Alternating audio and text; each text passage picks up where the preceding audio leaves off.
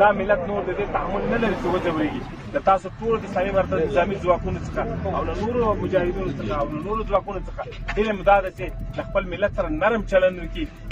عطوفت وکړي نرمي وکړي او ښه چلند سره وکړي ځکه ملت نور د آرامش حق لري نور د پاک خپلو حق لري نور د آبادۍ حق لري موږ تاسو د ملت خادمان یو نه داسې خدای مکه په ملت باندې مسلط شوي تکبیر اسلامي امارت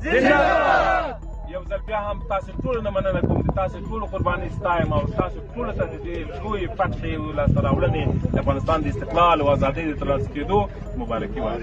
واخر روانه مولوي صاحب دې خاطر راځي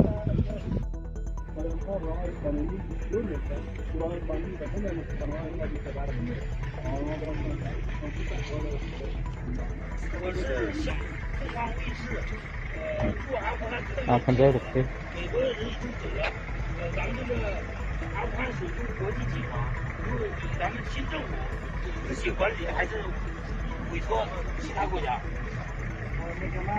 وانشر som خبرنگار کمک هنگ کنگ